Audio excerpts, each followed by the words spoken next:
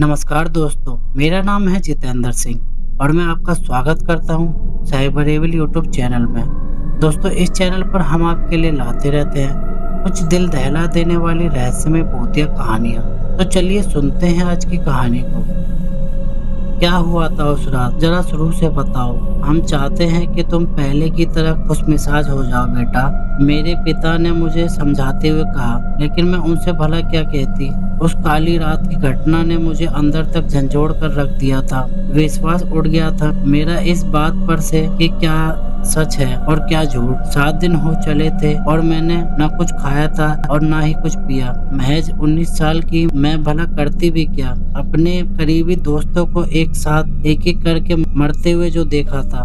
मेरा नाम आयशा है। मैं JLN मेडिकल कॉलेज की फर्स्ट ईयर की स्टूडेंट हूँ। मेरे कॉलेज में दाखिला लेते के साथ ही मेरे कई अच्छे दोस्त बन गए, लेकिन उनमें से खास दोस्त मेरे 3 थे, राहुल, अदिति और अमर। हम हमेशा साथ साथ रहते और पढ़ाई में भी एक दूसरे की मदद करते। पहला साल खत्म हो रहा था तो हम चारों ने यही घूमने जाने का सोचा।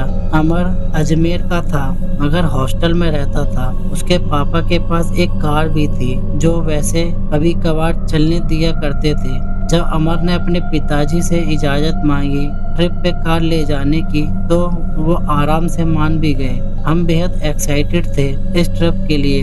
हम सभी को माता पिता की परमिशन थी और हमारे लास्ट एग्जाम के बाद हम जाने का प्रोग्राम बना चुके थे। हम चारों की दोस्ती में एक बात खास थी, हम चारों ही उस पार की दुनिया में काफी रुचि रखते थे, खासकर मैं, अमर और अदिति। राहुल को ये बातें रोचक कम और मनोरंजक ज्यादा लगती थी। एक बार तो उसने हम तीनों को डराने की कोशिश भी की थी, मगर खुद ही अपनी हंसी रोक नहीं पाया और पकड़ा गया। मगर हाँ, हम चारों को भी भूत प्रेत काफी दिलचस्प लगते थे क्योंकि हम मेडिकल स्टूडेंट थे।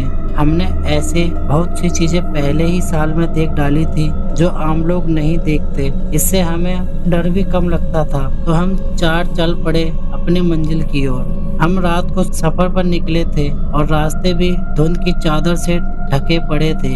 लगभग 1 आधे घंटे का सफर करने के बाद हमें दूर से एक रोशनी दिखी। रात के 2:30 बजे कोई दुकान खुली थी, वो भी नेशनल हाईवे पर। सोचकर हम सब भौचक्के रह गए क्योंकि हमें उसी रास्ते पर जाना था। हम आगे बढ़ गए। पास पहुंचे तो देखा एक अकेली लड़की विधवा के भेष में चाय की उस दुकान पर बर्तन साफ कर रही थी। हमने गाड़ी थोड़ी धीमी कर ली ताकि गौर से देख पाए इसे होते हुए। जैसे ही हमारी गाड़ी धीरे हुई वो लड़की अचानक रुक गई। उसकी पीठ हमारी ओर थी तो हमें कुछ समझ नहीं आ रहा था। इतने में अचानक अमर बोल पड़ा ड्राइवर सीट पर से, मोहतरमा जरा अपना खूबसूरत चेहरा दिखाइए।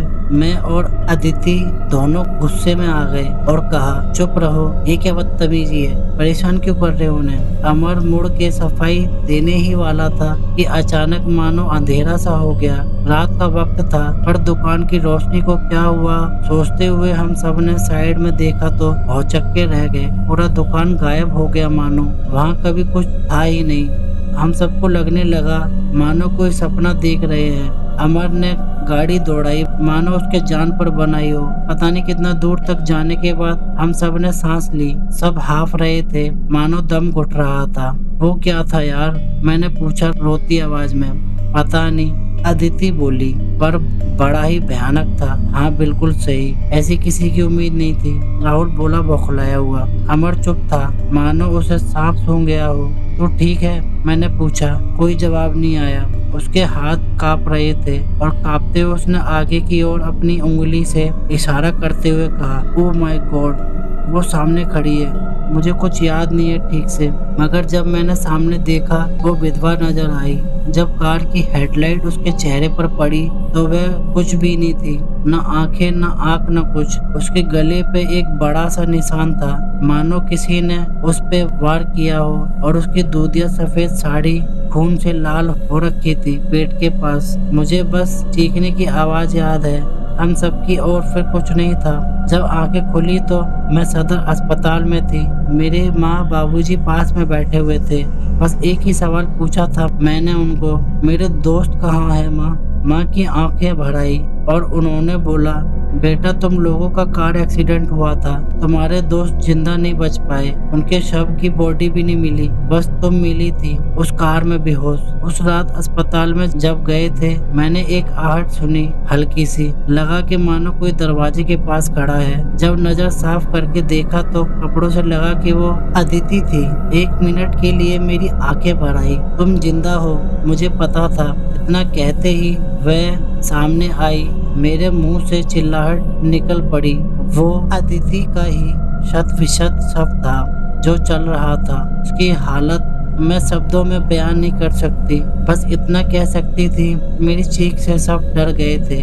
कमरे में डॉक्टर और नर्स, मम्मी सब आ गए थे। उन्हें लगा मैं बच नहीं पाऊंगी।